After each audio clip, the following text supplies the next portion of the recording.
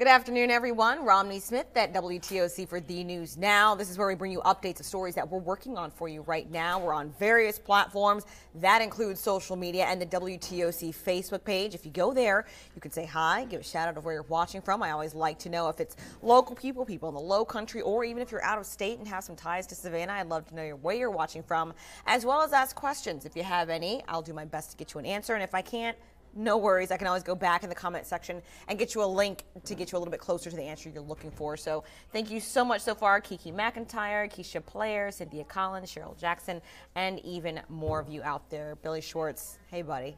How have you been? All right, so let's get going. Savannah police are investigating two separate crashes involving pedestrians that happened within a few hours of each other last night. The first crash happened shortly after 5:30.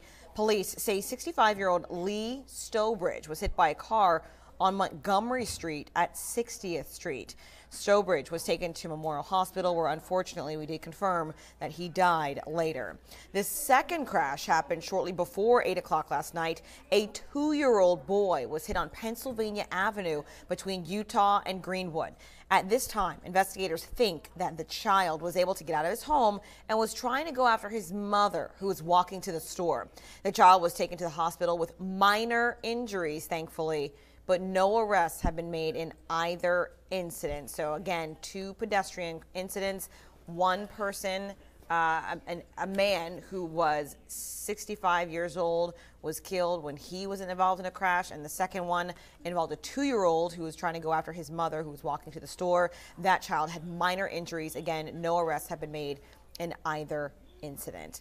Oatland Island still has a long way to go before it can reopen after that tornado touchdown in July. The community is now coming together to help the Wildlife Center, and you can be a part of it. Molly McGuire's on Wilmington Island and Tubby's Tank House in Thunderbolt will host a recovery fundraiser called Paws and Claws United. The fundraiser is tonight from 5:30 to 8 p.m., where a portion of the proceeds will be donated to the center. So in case you don't have any plans tonight, that's a way you can help the Oatland Island Wildlife Center get back up and running.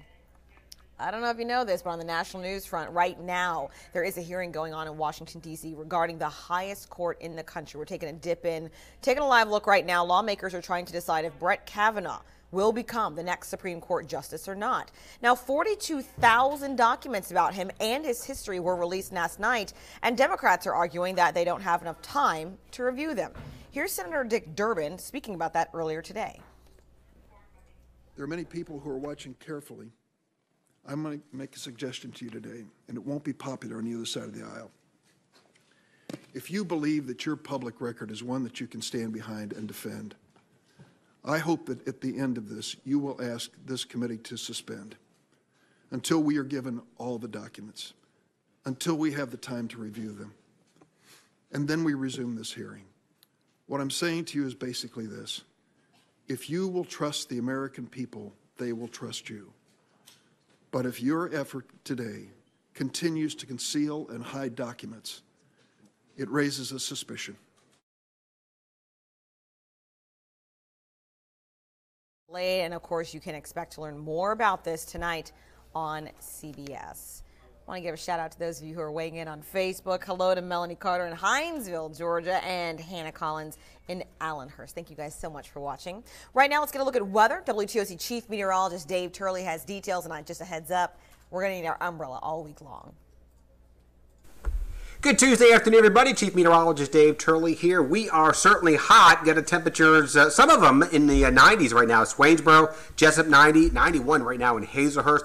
And it feels like 100 degrees over in Beaufort. I think we'll see a lot of these feels-like temperatures in the mid to upper 90s this afternoon. And there are some scattered showers out there, even a few thunderstorms. A lot less coverage area than we saw in here yesterday, but I think that motion will still be bringing in moisture from the Atlantic. We can see a few more of these scattered showers offshore, and some of those are trying to move on inland here. So Carolina, an isolated shower or thunderstorm, but certainly nothing compared to like what they're going to see along the Gulf Coast as Tropical Storm Gordon makes landfall later on tonight. So let's take you hour by hour heading into the afternoon. Again, a few scattered showers, maybe an isolated thunderstorm. This is not an all-day type of rain, and I do think our rain chances will go down just a bit heading into the evening hours, but that moisture flow continues from the Atlantic, so we'll keep a slight chance for a shower overnight.